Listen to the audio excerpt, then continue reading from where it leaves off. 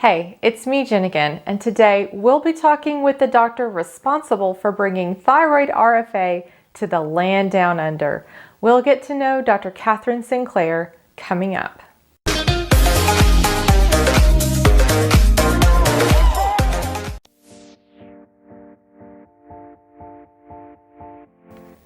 Dr. Sinclair is no stranger to being a groundbreaker. In 2019, she performed the first thyroid RFA in the state of New York at Mount Sinai Hospital.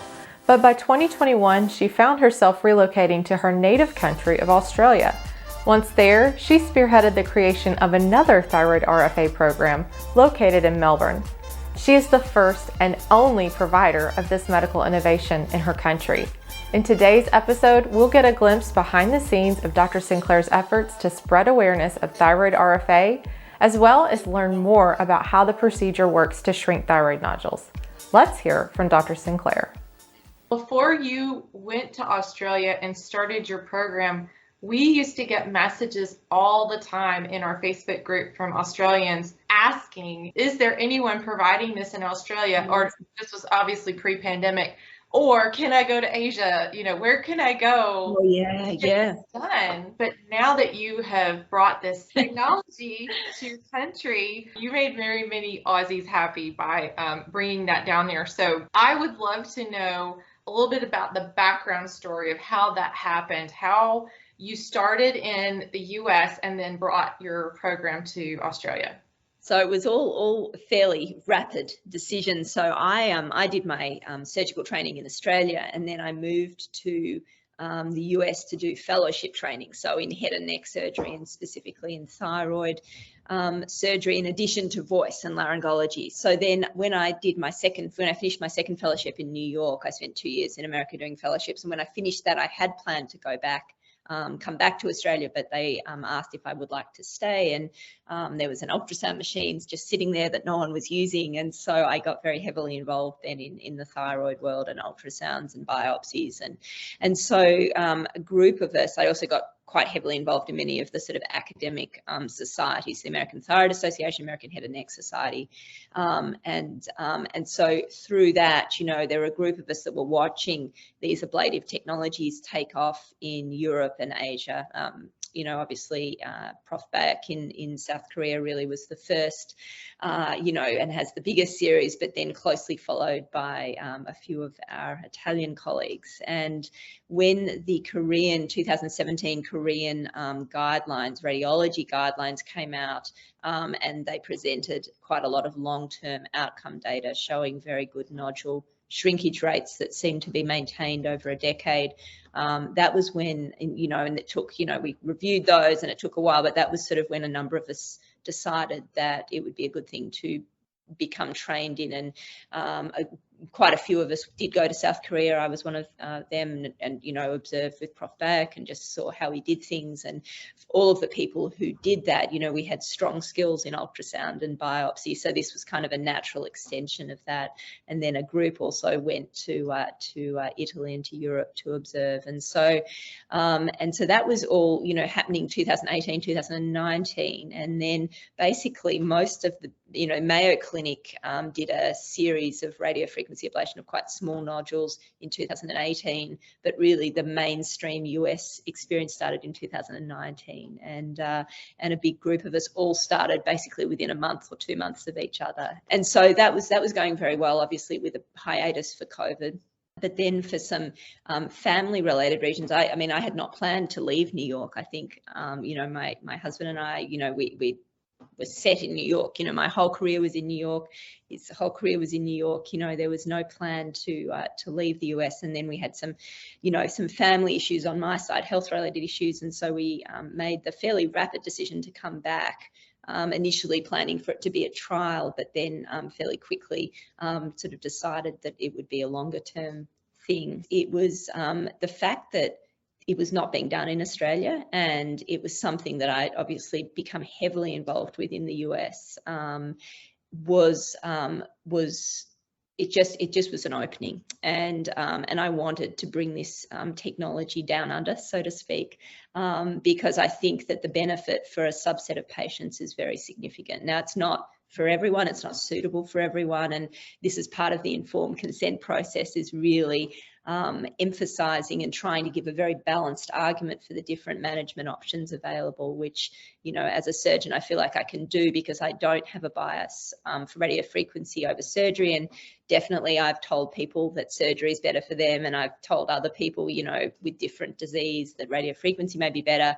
Some people, you know, I'll say, look, it's your decision. These are the pros and cons, and I do not have an opinion. I think they're both valid. And people often, you know, want me to give my preference, you know, and I try not to do that as much as possible unless there is something I feel strongly about. But for the most part, you know, I try to give a fairly balanced view of that. So getting a hospital to get on board here took a little while. We arrived in January and sort of made the decision to stay a bit longer, sort of in March, April. So I didn't even start seeing patients till April. And then one of the private hospitals here, Cabrini, I decided that because it was the first time in the country, it should probably be done in a hospital setting. In New York, I was doing it in my office, but decided for the first, at least the first year, we should be doing this in a hospital. And so they, after a lot of intense discussion and convincing, they came on board and have been very, very supportive, actually, of this for benign nodules so far. And we're wanting to, you know, I'm wanting to now expand that to microcancers as well. So that's the next avenue. But I'm just starting to start to push that campaign for microcancers as well, now that the benign nodules is kind of, you know, gradually taking off on its own. So yeah, so that's a little background sort of just as to how it all happened. It was a little bit of a very sudden decision. And, you know, I know a lot of my patients in the US, you know, I've had a lot of emails and things, and I obviously felt very bad about, you know, sort of leaving them and coming here. And so, but yeah, it was not for, you know, it was for other reasons that we made that move. And then, you know, it's been great to be able to introduce that technology here. Absolutely. And was that this year or last year that you moved So that down? was this year. So that was this year. Wow. So we did the first radiofrequency procedure here, I think was April 23rd, I think, this year. So yes, so the discussions must have been more in March, actually, because the first procedure was here in April. And you know, my initial plan actually, as soon as I almost landed in quarantine, I was reaching out to some of the hospitals and saying, look, you know, I'd at least like to find, because at that stage we thought we would probably go back to the US. So I was like, you know, I'd find some people and train them and proctor them and get them going. And so I was already kind of looking at that. And then, but it was, you know, in a way easier once we did decide to stay. It was very easy because it was just me then doing it. And there was, you know, and now obviously we want to sort of proctor some people in other states and things to get going so that patients don't need to fly down to Melbourne all the time to have their procedures. What's the response been like from as far as patients? How many patients have come to see you for this? So I've had numerous patients come to see me. I've had a number of patients who haven't been suitable for the procedure, unfortunately, because their nodules have not been benign, or I've thought that there was too much compression of the trachea, or it was too far down into the chest. And I've had a lot of people from interstate who we do telehealth visits, you know, after intense review of many medical records and ultrasound images. So I've seen a lot of people, because of the COVID restrictions here and the border lockdowns. I've got a very long waiting list of patients in New South Wales, which is the state immediately north of Victoria. And so I'm actually looking at maybe starting up a program up there myself, just going up once every month or every couple of months to do a list, because it's there's so many people up there that want it that it seems a little crazy to have them all fly down here when I can just go up there, you know, and do it. So the uptake has been really good. It's patients educating physicians about the technology is what's happening, and it's the same in the US. And I knew it would be like that, and this is basically what I told the hospital. You need to get some sort of marketing out very quickly, and we did. Our first patient very kindly agreed to be interviewed by one of the news channels here, and that allowed people to say, wow, this is here, because not most, but a lot of the patients that I've seen knew about radiofrequency or knew about thermal ablation, and they were just waiting. Some of them have even been to Italy and to Korea and had previous treatments, but they were just waiting for it to come here. And so this is the same as in the US. It's very much driven by the people who have the nodules. It's not driven initially by the healthcare providers, because, to be honest, most of the physicians in Australia at the current time have no idea about thermal ablation, which is sad, but they're gradually becoming more aware of it. But it's just that it's has not been in the healthcare system here. So, and to the extent that I have a lot of I've had a number of endocrinologists advise patients against it, thinking that it was basically radioiodine ablation that the patient was talking about, because unfortunately that word radio at the beginning of radiofrequency does lead to a lot of misconnotations. So there's a lot of misconception that we have to spell. And so it's constantly having to kind of write a lot of letters to GPs, kind of speak to people, inform people, send out brochures, information leaflets. So it's a lot of, we're right in the sort of beginning of that sort of education, I guess, campaign at the moment, to bring not only public awareness but also awareness within the medical communities as to the fact that this technology is now here, and also what it's useful for and what it's not useful for. Well, I absolutely hope that this will spread like wildfire throughout Australia. And if there's anything that I can do to help you spread the word, please let me know. I mean, I'm going to be making this video and putting it on YouTube, obviously. So it's just a matter of how many eyes can it get in front of, right? Yeah, exactly. And it's literally because it's such a patient-driven thing. If people have a nodule, they don't want surgery, they want to keep their hormone intact, which is really the big thing for me for radiofrequency, because it is such a thing driven by the person who has the nodule. Then it's so important for these sort of initiatives. That's why what you're doing is wonderful, getting the word out there, because otherwise people just don't know. They just wait and they don't know, and they'll never know. So this is really great, Jen. This is integral to just spreading that awareness, exactly that education kind of tract that we're on at the moment down here. Well, let's talk about what are the differences that patients experience when they do have a surgery and have to go on thyroid hormone. So it's a very good question, and obviously it depends on the extent of thyroid surgery. So with a hemithyroidectomy or a thyroid lobectomy, where we just take out part of the thyroid, the risk of hormone is probably about 20 to 30%. So it's not huge. A lot of people do manage to avoid hormone. Obviously, total thyroidectomy, they're on lifelong hormone. I've definitely said in the past to people, been kind of a culprit of saying, oh, you'll be fine, you just have to take a tablet for the rest of your life, you'll be fine. And then the more you see, the more experience I've had over the last, decade, the more you realize that there is a significant minority of patients that may not do so well on that little tablet, or that take a very long time to stabilize on that little tablet and never quite feel like themselves. So although the majority of people do really well on levothyroxine, there really is a subset of patients, and we think it's related to the way they process that hormone. The tablet doesn't quite supplement what they've lost after the surgery. And so the big thing, the reason I got on board with the radiofrequency, I never really got on board with many of the sort of transoral, through the mouth thyroidectomy, all of these transaxillary. To me, a thyroid, the thyroid incision, it's small, it heals extremely well. You have great view of the nerves, it can be done very safely. To me, you don't need to do, in my mind, too many other fancy approaches. Sure, there may be some indications, but they're just techniques. Radiofrequency, though, the ability to preserve hormone levels. So even if you ablate nodules on both sides of the thyroid in someone who otherwise would have needed a total thyroidectomy, they still maintain their hormone levels. Even people who've had prior thyroid surgery and you ablate the other side where they have, which is their only remaining thyroid tissue, they still don't need thyroid hormones. So it's really an amazing thing to me, this ability to preserve thyroid hormone. And yes, radiofrequency is less invasive. Yes, you don't get a neck scar. Yes, you're up and about the next day. You don't have much pain. So all these things are good.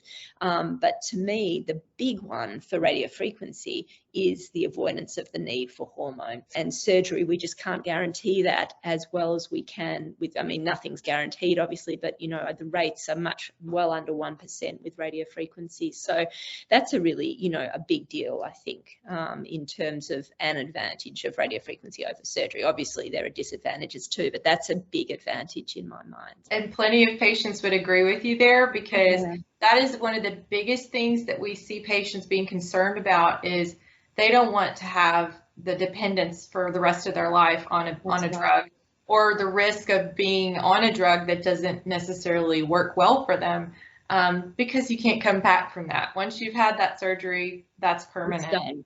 That's exactly spot on. And, you know, and I think when I am speaking to people for the first time and they've come to me wanting radiofrequency, I really try and probe the reasons behind them wanting that procedure, because if they're just wanting it from a cosmetic viewpoint or something, you know, we really have to look into that a little more, because there are pros and cons of radiofrequency over surgery, and cosmesis is one, but it's way down on the list in my mind. But most people, you're absolutely right, like definitely well over 50%, probably like 70%, their primary concern is the hormonal aspect. And if that comes out in the early conversation as being really the reason they're chasing this, I know that this is going to be definitely an option for them. That's so neat. When you hear that the problem that you're concerned about is something that a lot of other people are concerned about, it helps you kind of feel a little bit better about, maybe I'm not the only weirdo out there that's concerned about this. Because completely. it was a huge concern of mine before I found out about RFA. When I was looking into surgery, you know, in my background, I just don't do well on pretty much any medication I've ever taken. And the older I get, I just turned 39. The older I get, the worse that gets. And so when I was foreseeing this future of taking a medication for the rest of my life, I thought, you know, what if I feel like trash the rest of my life and I just have problems? You know, what if I take this medicine for a period of time and then it just stops working? Because I've had that happen to me too in the past. So thinking long term has got to be one of the things I feel like a lot of physicians maybe don't consider when they recommend thyroid surgery to patients. You know, and I'm not saying that that is necessarily how all physicians think, but just thinking about it from the standpoint of, what am I going to feel like in 20 years or 40 years? Agree. Yeah. So that was a big motivation for me.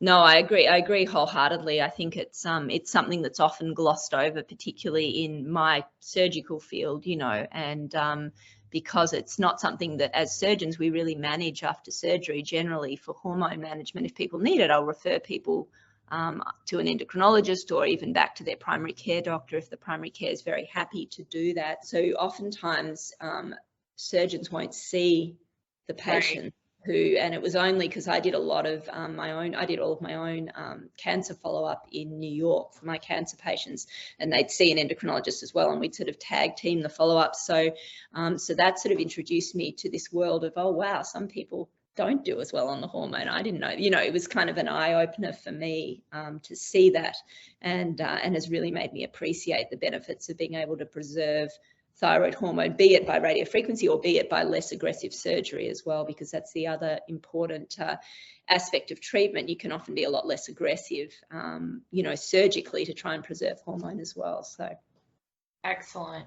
Well, what about any other advantages that you just really feel like RFA has over thyroid surgery? So I do think that being able to do it under local anesthesia, the avoidance of general anesthesia for some patients is a big deal. And I've had two patients actually who were unable to have general anesthesia. They had various medical comorbidities that they were so high risk, and they both did very well with the local anesthesia. So I do think that that is an advantage. Patients with implants, we've got the bipolar electrodes now, so we can do patients with cochlear implants, cardiac implants, cardiac pacemakers. So sometimes, you know, surgery can be difficult in those categories and a little uncertain just because you're not quite sure the effects of the anesthesia and the electrocautery instruments that we use on those apparatus. So that's good too. The recovery is much better. So people are up and about straight away, as you would know yourself. It can be a little uncomfortable. You can have a bit of bruising, but in general, the recovery is a lot quicker. And I think that complication-wise, probably rates are lower with radiofrequency. I say probably because I think in terms of the laryngeal nerves, most of the, and vocal fold hoarseness and vocal fold palsy, many of the studies, unfortunately, have not really been well designed to assess that because they haven't done adequate voice exams or laryngeal exams after the procedure. But I think in my own experience, it is probably a little safer than surgery. I think surgery with a surgeon who's done a lot of thyroidectomies is very, generally very safe with regards to the nerve. We use a lot of monitoring. We're very aware of it. Our rates are extremely low anyway.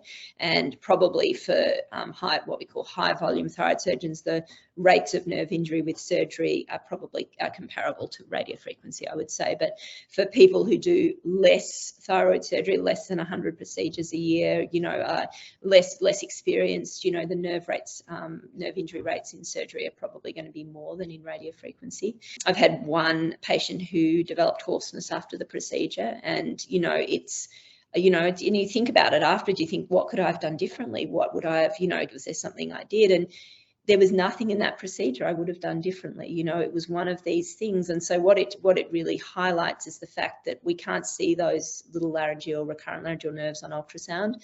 We know approximately where they run, and so we do try and use lower current, stay back from that area of the thyroid, don't ablate in that area.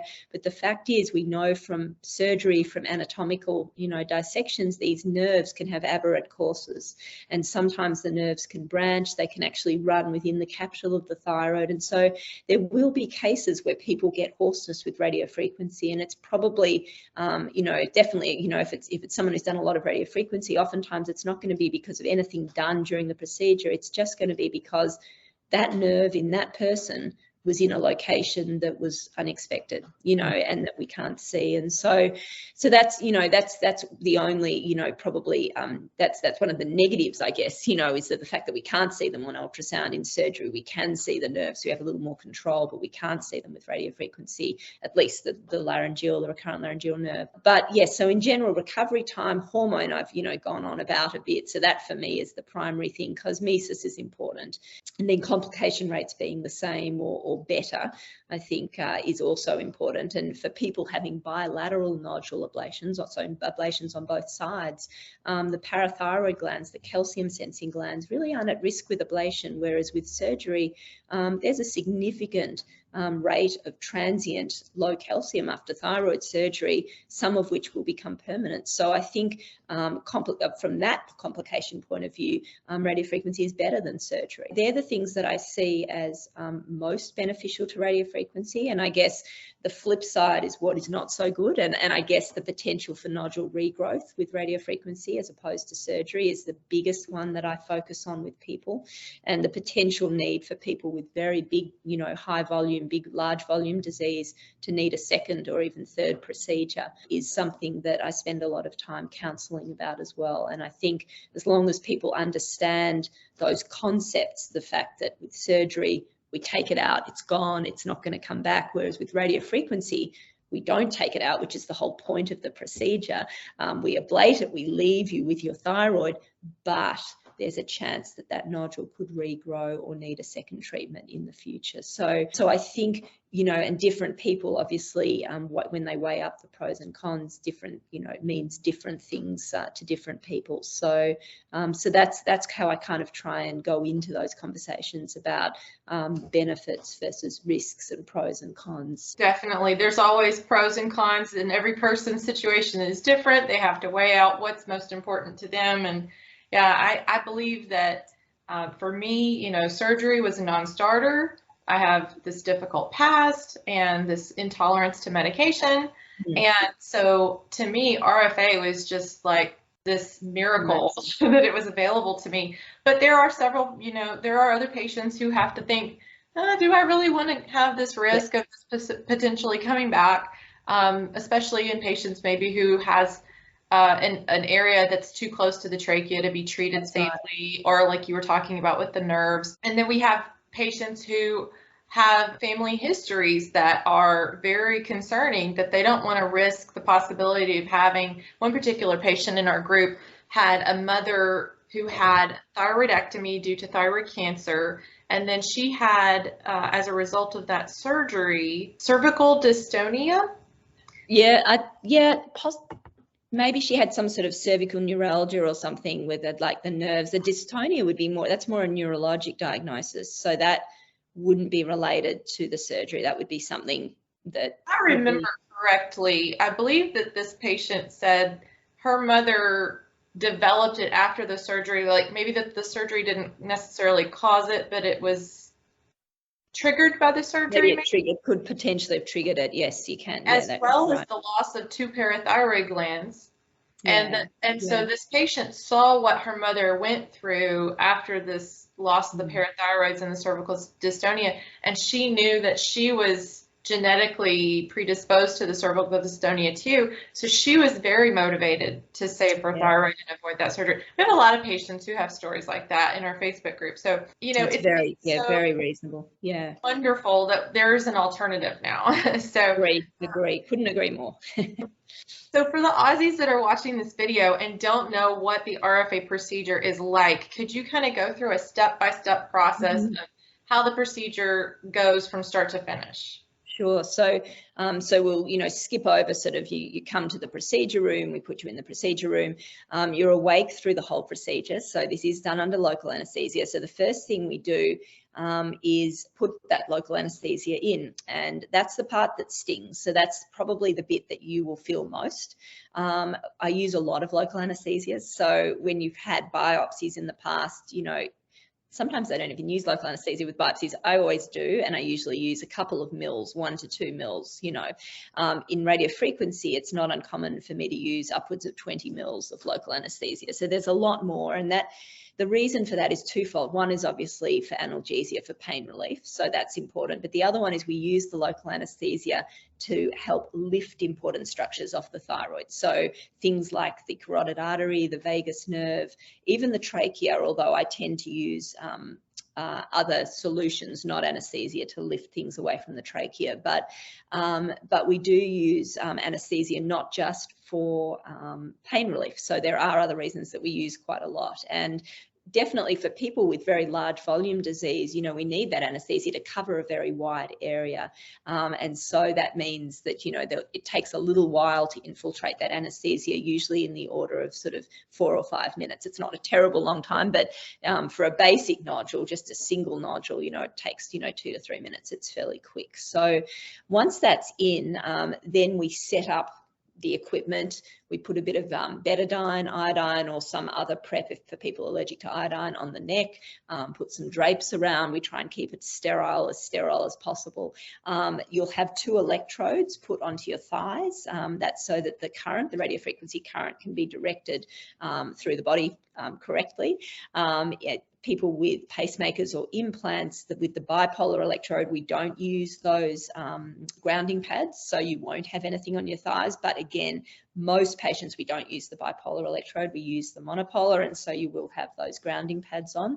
And once the pads are on and the probe's set up and the equipment's all on and we've prep the neck and put the drapes on, then we use the ultrasound to guide where we put the electrode initially.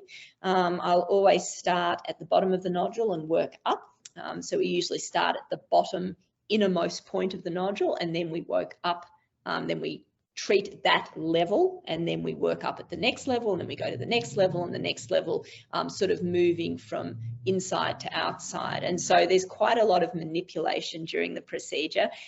I call it a glorified biopsy, but it's really emphasis on the glorified because it's technically much more challenging than a biopsy. There's definitely a learning curve.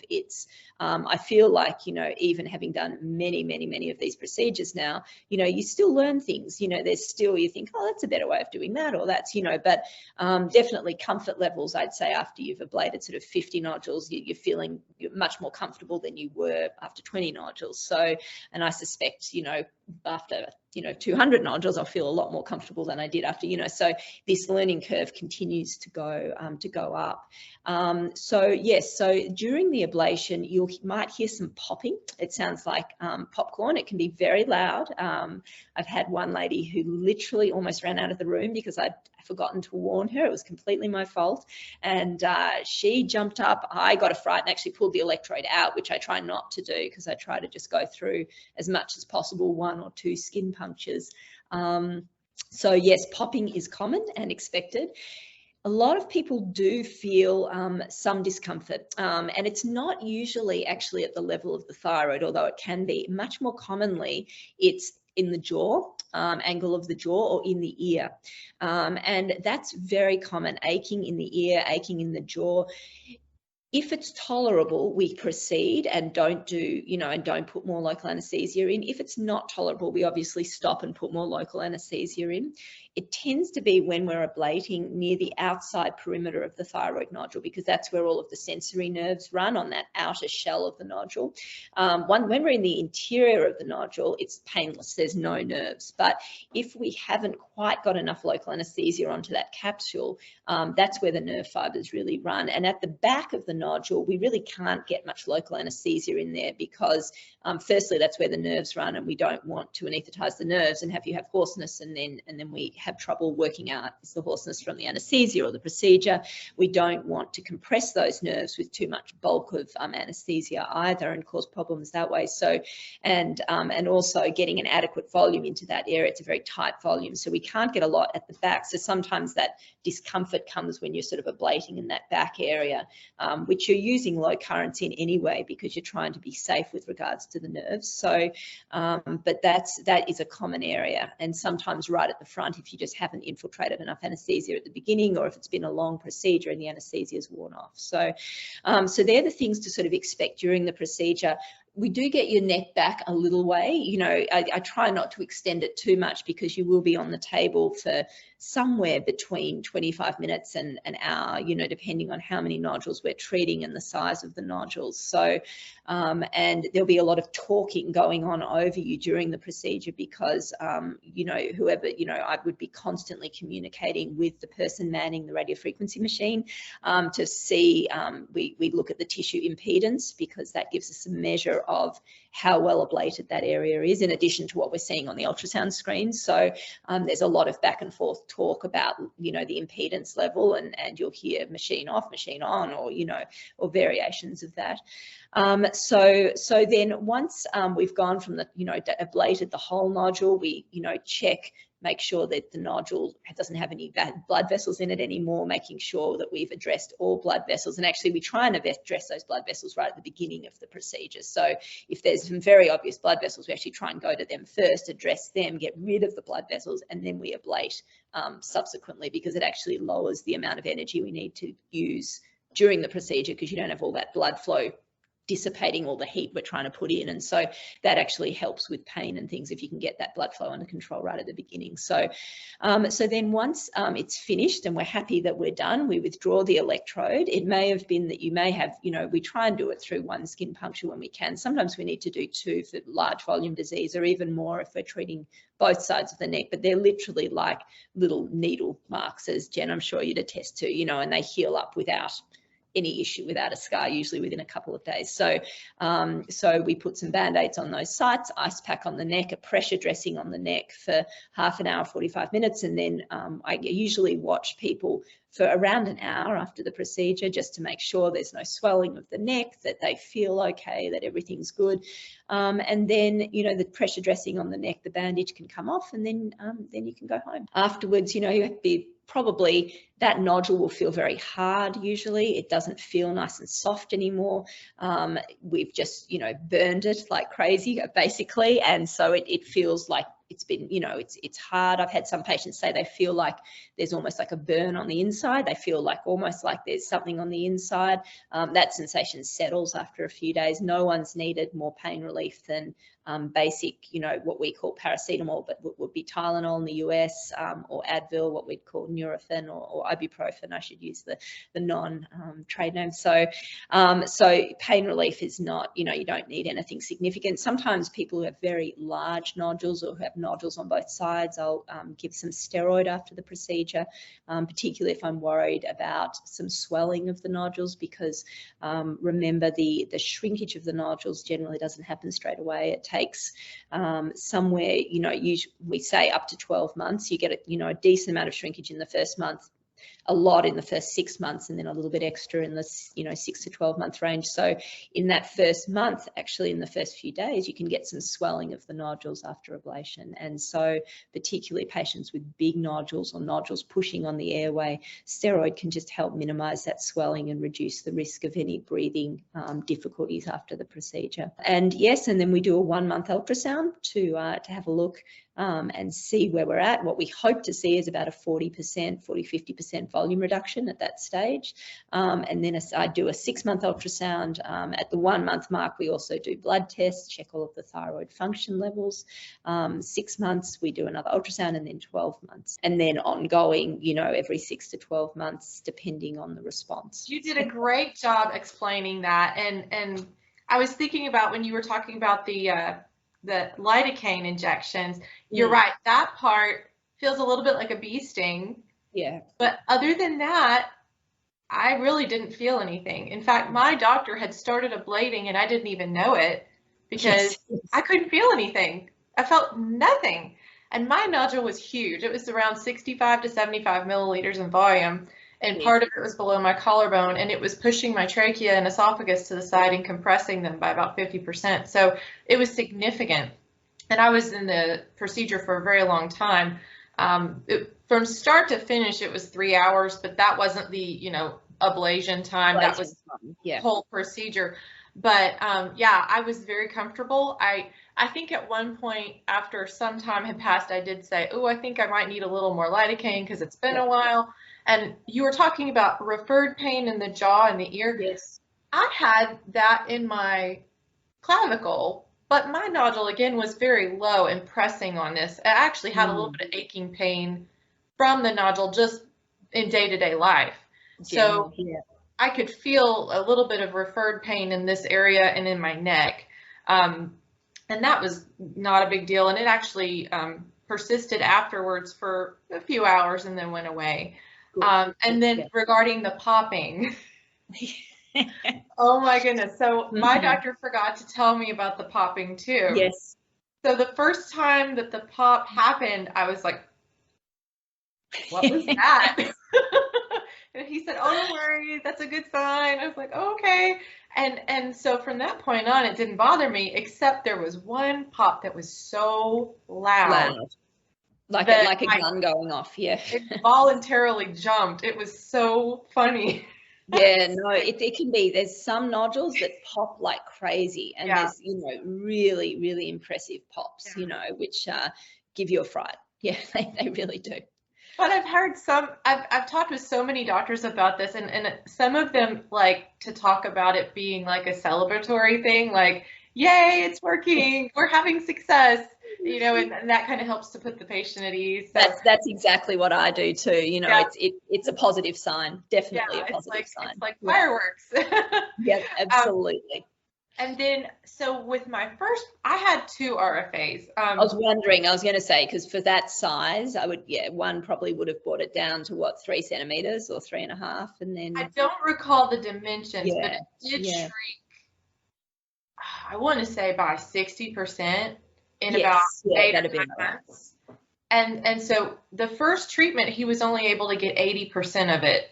The rest of it, we just had to wait until it moved upward. Exactly. And so I had the first one in July of 2019 and the second one in March of 2020. So when I went back, the second procedure, I knew what to expect. I wasn't nearly as nervous going into it because the first procedure that I had, I didn't know anybody who had had this done.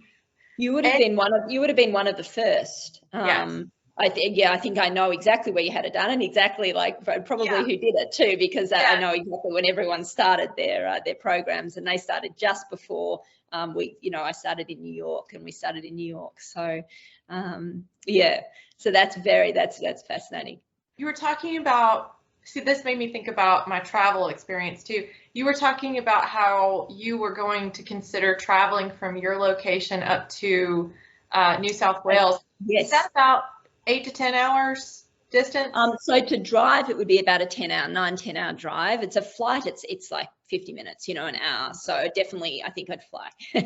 So that's the same thing I experienced. I drove 9 hours from, I live in Alabama, and I drove to Virginia both times. And the first time I was super anxious because I didn't know anyone who had it done. Yeah. It was actually really amazing. On the way there, on my phone, I was able to connect with another patient who'd had it done. And Oh, she good. told me her experience, and she told me she actually had it done with the same doctor. She Amazing. was able to just put all my questions to rest for me, and that was tremendous. And that's a big part of why we started the Facebook group for patients. So by the time March of 2020 rolled around, I knew a whole lot more people who had had this done. Our group had grown quite a bit by then. And by the way, now it's up to almost 3,000 people, which I'm You're like, what? kidding. Wow, it's amazing. No, it's like a worldwide group, literally. People, Yeah. there was a patient here who's like, that Jen's interviewing people on that group. You should go and and like you should speak to her. It's like, so they all know about it. So it's a huge source of support and advice for people considering this. It's fantastic, Oh my really good. goodness. It Yeah. just makes me, it's so humbling because I think back to that drive, that first drive up to Virginia. I was a mess. No, I I can was imagine. I was literally like hanging over a grocery store plastic bag because I thought I was going to be sick. I was Yeah, so riddled with anxiety, and I didn't feel well anyway because of the compression I was of course. experiencing. Yeah. And so once I learned what I needed to know about this procedure, I thought, I don't want anyone to have to go through that. Yeah. That's Yeah. terrible. And so we started the group, and then, of course, the YouTube videos and everything. And I've learned so much about this procedure. It is so fascinating, learning about, the different, like the hydrodissection that you mentioned, where you lift the different structures off.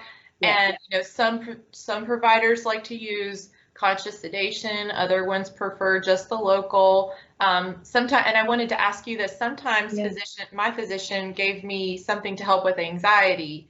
Is that Yeah. something you do as well? I do. I actually haven't had to do that here in Australia yet. I did it a couple of times in the US. And just basically a very weak anxiolytic, usually one of the benzodiazepine subclass or similar, and I'm not opposed to doing that at all, as long as people are alert enough to be able to speak to me during the procedure, because I do check the voice very frequently. The first series of patients I actually did under general anesthesia, and we used nerve monitoring, so continuous nerve monitoring, and what that showed reassuringly was that with as long as you can go past 40 watts along that posterior capsule and kind of stay back from that capsule, there really weren't any significant objective declines in nerve potentials during, and that was in 10 patients, 20 nodules, 13 of which kind of abutted that posterior capsule. So that was very reassuring to me, and then I switched to local anaesthesia, I've done local anaesthesia since, but it just showed that at least for the most part, the reports that it's relatively safe with the laryngeal nerves, as long as you are aware of where they run and you use lower powers, and it just showed that data is probably correct. with the exception, of course, of people who have aberrant nerves or aberrant, and these things happen. So that doesn't mean that it's not possible to get hoarseness after the procedure, but it does show that it's unlikely. It's really interesting to me that you tried in the beginning with the general and then moved to local. Can you tell me a little bit about why you did that and what your it was a number of things. It was firstly the first patients they were doing wanted that, so they preferred to have it under general anaesthesia. They didn't want it under local anaesthesia. For me, I guess, it was a very controlled setting. So I had the nerve monitoring, I had all these objective measures, which I wouldn't have otherwise. So I felt that it was, safe with regards to that. I think local anaesthesia actually, now that we have that objective evidence of nerve safety, I think local anaesthesia is actually safer in some ways because it allows people to tell me if they have pain, or if they, and sort of say, oh, that's sore, and then you look at where you are, maybe you're too close to something, or, so it gives you extra information. It doesn't give you great, granted objective data on vocal fold function, but as long as you're safe with regards to those nerves, it gives you other information, which is important, particularly when you're ablating, in near critical structures. So, so that the reasoning was partly people wanted that, partly with the hospital, that was the way that we sort of negotiated getting these first procedures done in the hospital, partly because I felt that it was safer with those initial procedures to have that objective monitoring data. So there was a whole host of reasons behind that, but it actually, in the, after we'd done, these 10 people, it actually started to get more complicated with the hospital, and they started to demand, potentially, more financially from people and things. And so that was a big drive for me to say, no, we're just going to switch, to local anaesthesia.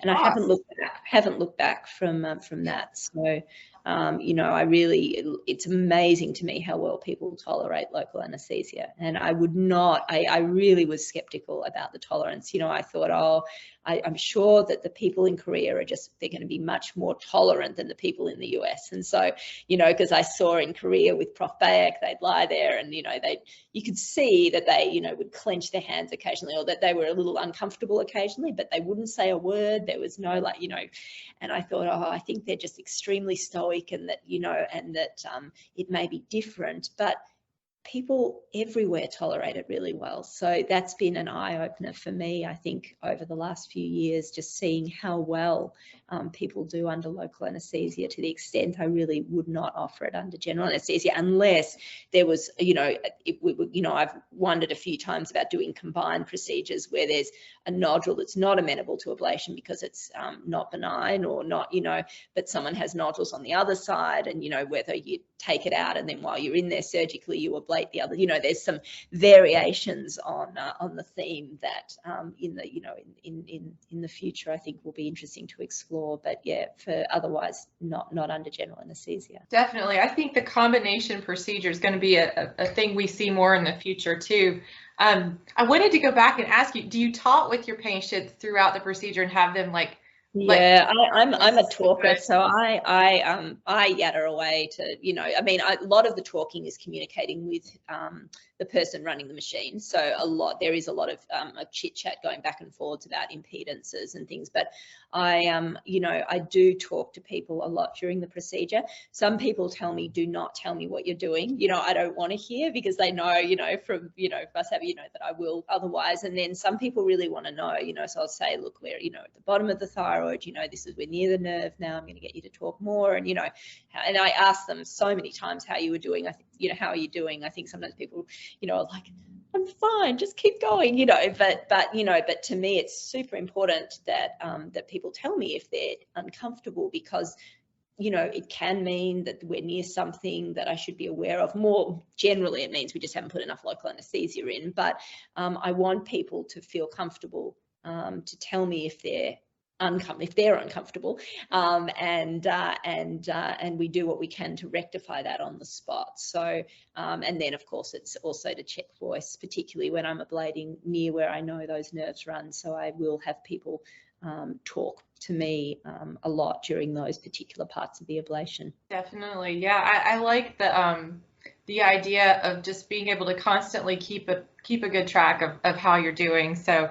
and then thinking back to after my procedure, I remember the first time I didn't have the ice or any kind of medication afterwards. And then I read about how that was common procedure in Italy and in Europe, that they would give IV paracetamol, steroids, and an ice pack. So when I went back for my second procedure, I said, what do you think about this idea? Do you want to try it? He said, I've never done it, but if you want to try it, we can try it. And so we tried it.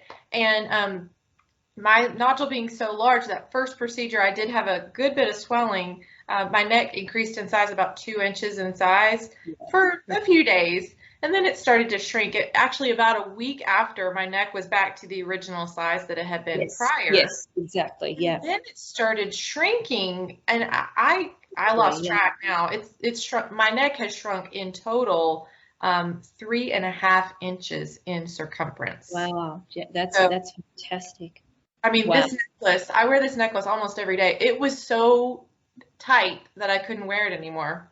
That's amazing. How big amazing. So yeah, after that second procedure, when I had those different things afterwards, I didn't have any swelling at all. And I was actually out hiking with my husband the next day. So I think that for those patients that need that extra medication, that can be very helpful. But we always tell patients, ice your neck after your procedure, because it makes just such a huge difference in how you feel the next day. You know, you're going to have some soreness from the needle moving around, sometimes in your neck and shoulders. So we tell patients, you know, ice your neck and don't lift anything heavy. Yes, exactly. Just for a couple of days. That's exactly. I do exactly the same thing. I think, you know, the lifting thing, they're probably, you know, people are probably fine, but just to be on the cautious side, I always say, you know, take it easy for a couple of days. Just pretend like you had thyroid surgery, and, you know, just go a little easy for a couple of days. But you know, realistically, if, you know, I think it's really the first couple of hours after the procedure, actually, if there's going to be any bleeding or anything, that's really when I would expect to see it. So,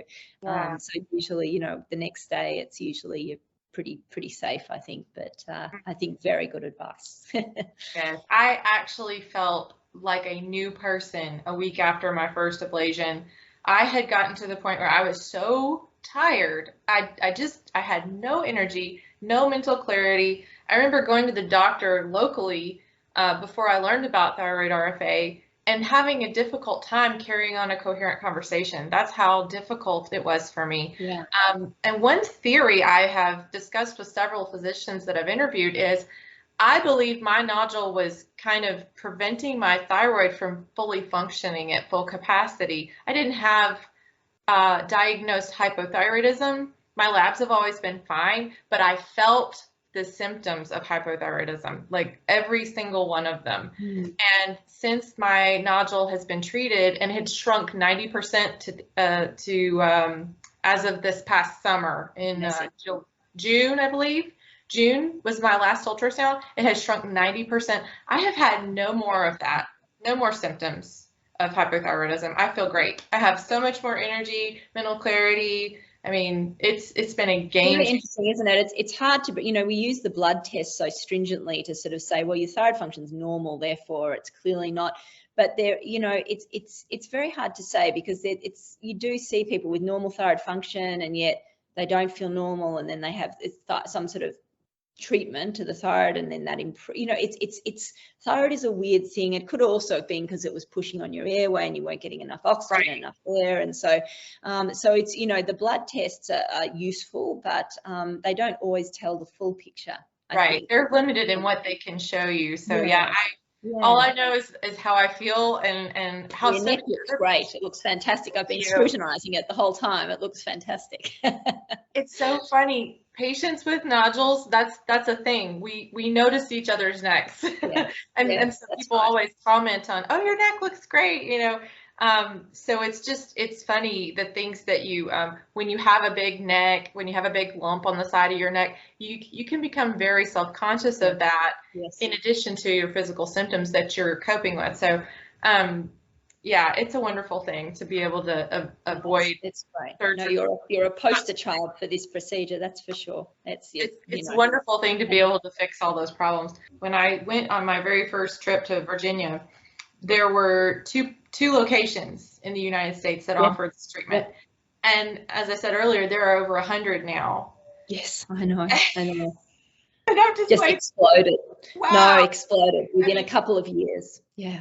And I'm right there with you. We need well-trained physicians who are fluent in ultrasound and biopsy skills, because you're right. We don't want someone to come in and destroy someone's voice or, give them some sort of injury and then cause the data to be skewed to show that this is not a safe procedure, because when it's done properly with a skilled physician, it is a safe procedure. So that's exactly very important.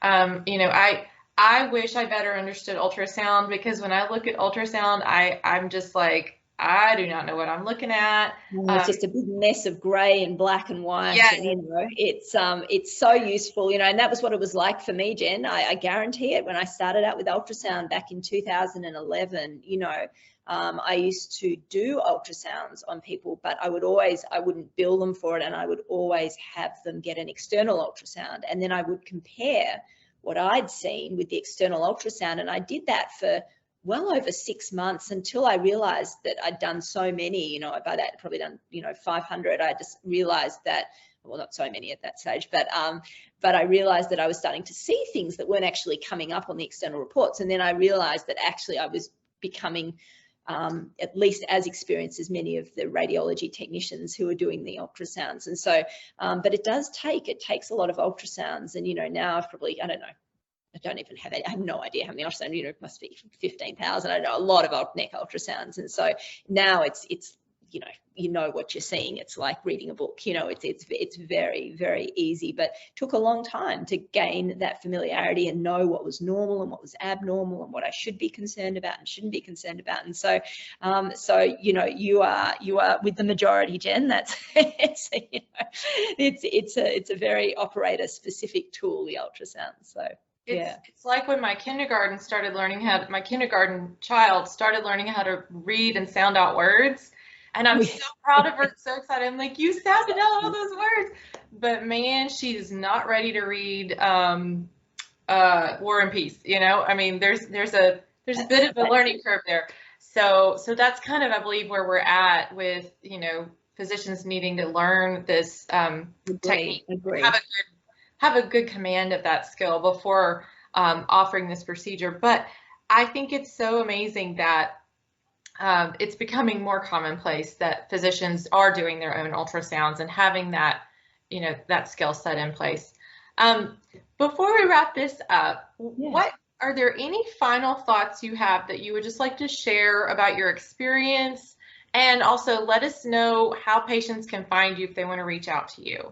Absolutely. So I think, the summary is that this is a really great procedure for some people. And I think as long as people, as long as you understand the pros and cons, the risks and benefits, and make a very informed decision, because what I think is so important is that whatever decision someone makes about treatment of their thyroid nodule or disease, you need to be 100% on board with it. So, as long as you've weighed up everything and you've had all of those pros and cons and options presented to you in a balanced way so that you can make an informed decision, whatever decision you make will be the right decision for you. And I think that's the key, because people are different. We're all individual. We have preferences. We have things that are more important, less important to us. And at the end of the day, this is your thyroid, your nodule. And so you need to have an active part in deciding what treatment option you pursue. But I do think that ablation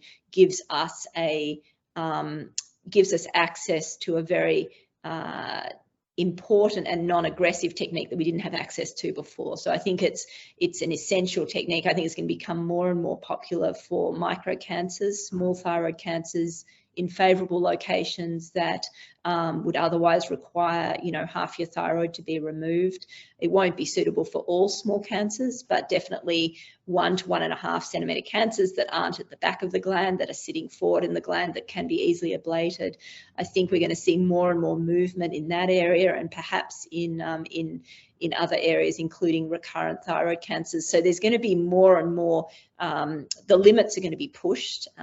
Whether or not they should be and how far that will go remains to be seen. And, with any new technology, there's always a period of intense exploration, what can be done.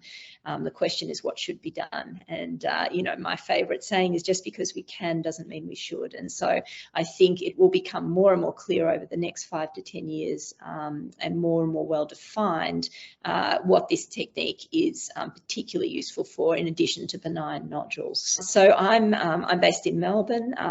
My direct email is catherine@melbournethyroidsurgery.com.au, and my website is melbournethyroidsurgery.com.au. So I'm very happy to hear from people. I have numerous usually at least 2 emails a day, inquiring about whether radiofrequency is something that would be useful or appropriate. And I'm very happy to hear from people who have questions or are interested in it. Thank you so much for watching. You can help others tremendously by sharing this content. Never forget to educate yourself and be your own health advocate. Now, watch this next video right here.